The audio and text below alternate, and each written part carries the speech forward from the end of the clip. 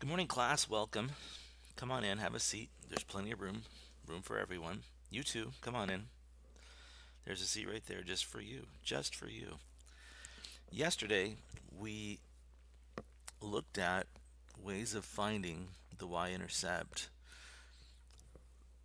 that didn't involve creating a very elaborate, detailed, accurate graph or a large table of values.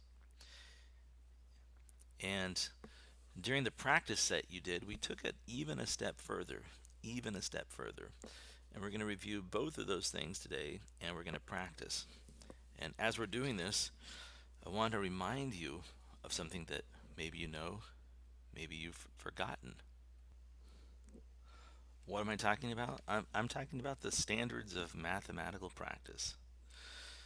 And the one that specifically I want to focus on right now is that mathematically proficient students attend to precision. They attend to precision. As you're working today, don't get in a rush. Don't get ahead of yourself. Attend to precision. Think about what you're writing. Pay attention. If you're not sure about an arithmetic problem, go ahead and check it out on a calculator. See if you can do something in more than one way. But sometimes we just get so hurried and we just want to be done with things that we don't allow ourselves to kind of think and practice and play. So today I'm inviting you to think, practice, and play. And you're going to know if you're right or wrong. You're going to be able to check your work. You're going to be able to see how you're doing. You're going to see if this process is simple or not.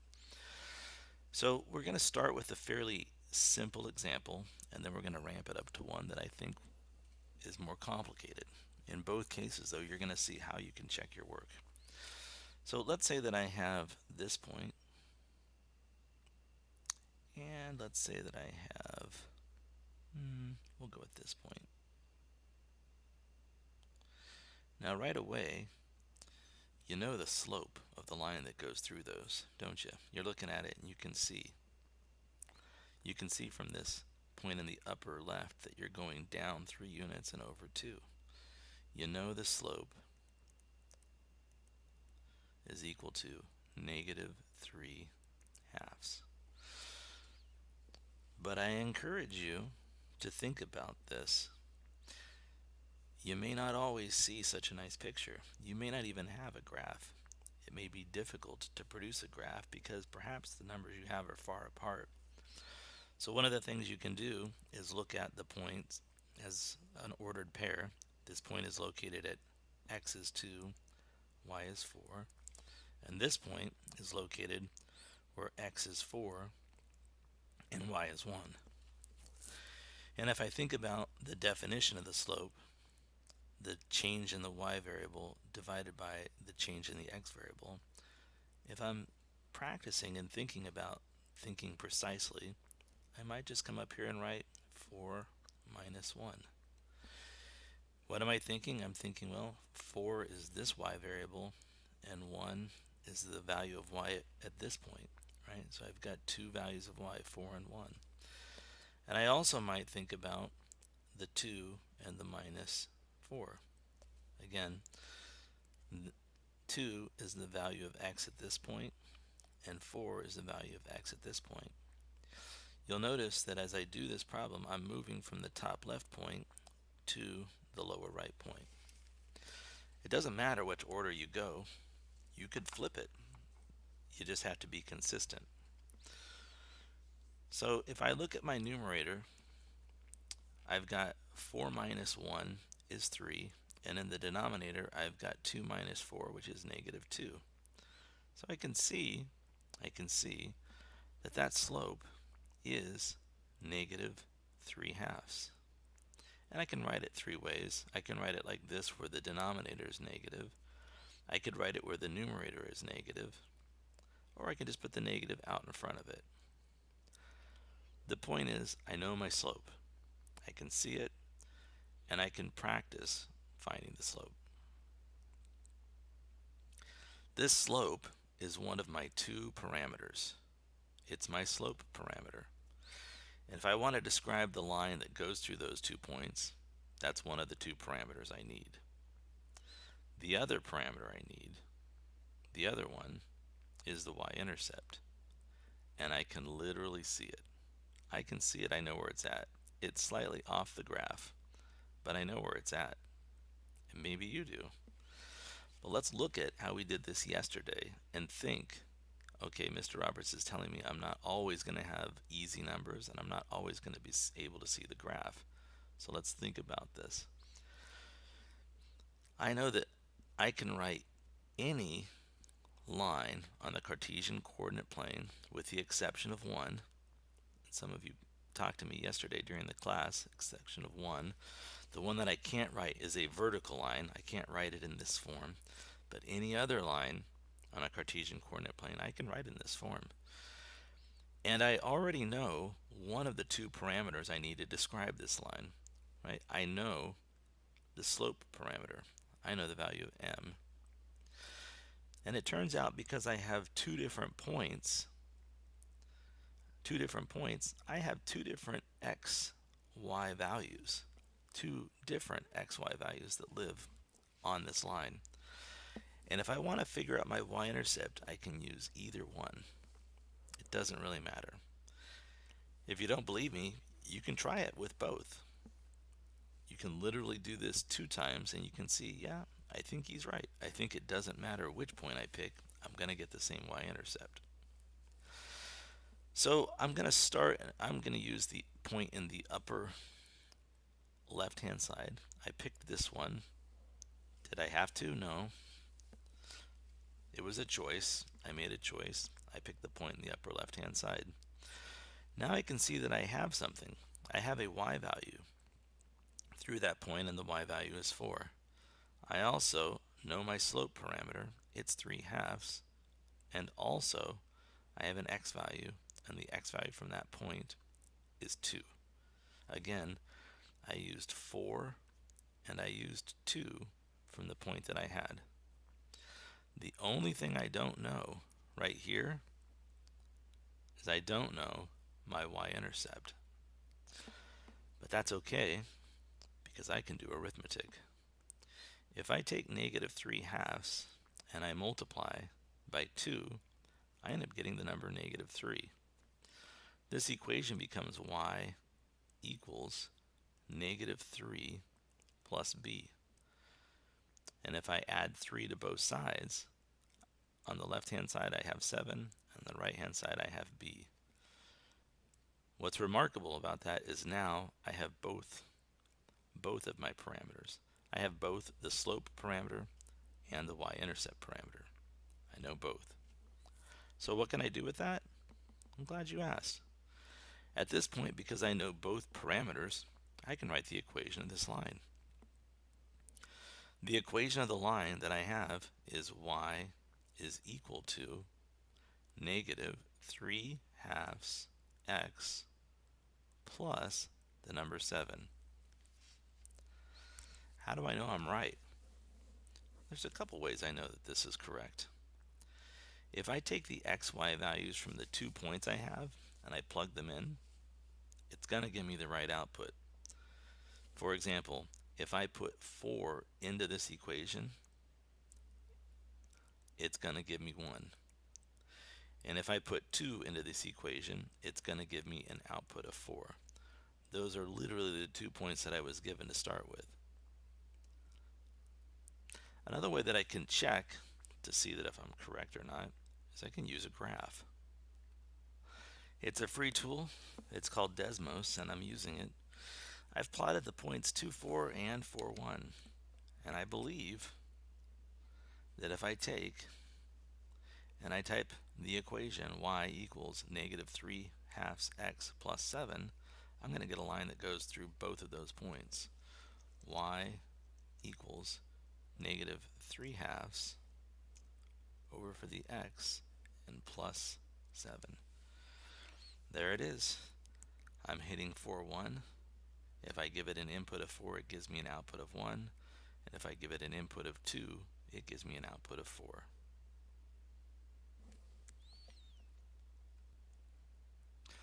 So this example is not pretty, but it's doable. Find the equation of the line that goes through the point 21, 8 and 5, negative 2. So let's find our slope parameter. We need our delta y, we need our delta x. My y variable, my y, my y values for each coordinate are 8 and negative 2. So I'm going to write 8 minus the negative 2 in my numerator. 8 minus negative 2 is positive 10. In my denominator, I'm going to write 21 minus 5. 21 minus 5. 21 minus 5 is the number 16. That has a giant 1, right? Both of those can be divided by 2, and it reduces to 5/8. So now I know m, my slope parameter. At this point, I need to find my y-intercept. This is a line. We're looking for a line that goes through 2 points, and through 2 points there's only one line. Let's find that one line. This time, it doesn't matter. I'm going to go with this point. I'm going to pick 5, negative 2. So in place of y, I'm going to use the y value from my coordinate, which is negative 2, equals my slope is 5/8, and my x value at my point is the number 5 plus b. So there's a lot of ways you can proceed from here. I'm going to go ahead and not get rid of the fractions. You'll see me use a technique where I obliterate fractions kind of in a first step, but I'm not going to do that here. What I'm going to do instead is just recognize that I need to multiply 5/8 times 5/1. So this number is 25/8 plus b equals negative 2. So from each side of this equation, I'm going to subtract 25/8. I've got negative 2, and I'm going to subtract 25/8, and that's my value of b. I need to rewrite the number 2. I want the number 2 to be expressed as 8ths, and I can do that. If I multiply the number 2, well, actually in this case negative 2, by 8/8. So you can see I've got negative 2, and if I multiply it by, oh my gosh, a giant 1, 8/8, it'll make it so that the denominators are the same. So my numerator becomes negative 16. My denominator, 8 times 1 is 8, minus 25/8. I can bring those two together. If I take the number negative 16 and I add to that negative 25, I get negative 41. So my y-intercept is negative 41/8. I have my two parameters. I know my slope parameter and I know my y-intercept parameter. That means I can write the equation of this line. The equation of this line should be y is equal to 5/8 times x. I'm sorry, I'll just write 5/8 x minus 41/8. So I'm practicing, and I'm thinking, maybe I made a mistake. Maybe I need to go through and check all this. So in this practice session, what I'm going to do is I'm going to flip to Desmos. And in Desmos, I'm going to plot those 2 points. My points are 21 and 8. and 5 and negative 2. And I believe my equation was y is equal to, I got to peek at it, y is equal to 5 eighths x 5 eighths. I'm going to get out of the denominator and type x, and then I'm going to subtract 41 over 8. And if you look at it, that's pretty satisfactory. It's pretty excellent. I very clearly have hit both points. I hit the point that was labeled negative 5. Whoops, where'd it go? That was labeled 5 negative 2. And we've also quite convincingly hit the point that was labeled 21 8. So what are we doing today? Let me tell you what your assignment is.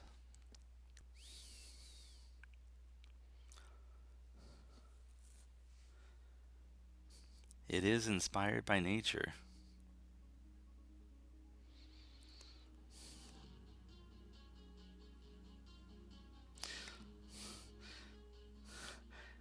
It is the mystical and magical logo of the company known as Grapheon. And today, what you're going to do is you're going to find the equation of all the lines that make up the Grapheon logo. And this is not as difficult as it looks. I'm intentionally giving you some very nice slopes, and as you do this, I ask that you practice the arithmetic of finding the rise and run, and that you carefully find the y-intercept. In addition to giving you this Google slide that you need to type each one of the equations in these boxes. So you're going to come in and type the equations for each part, and I will label where I want them to go. I'll draw arrows indicating where I want each equation to be. But in addition to that, I strongly encourage you to check your work. And you can do that by coming along in Desmos, and I will send a link to this file as well. And there's the graphic, but off to the left, when you click logo points, I will show you all the points that you see in the assignment. And what you're going to do is just below here, you're going to type each of the equations that you want. Some of the equations are very straightforward. In fact, I don't think any of these look difficult today. So that's it. Thanks for watching. Thanks for listening. I look forward to seeing you in class again soon.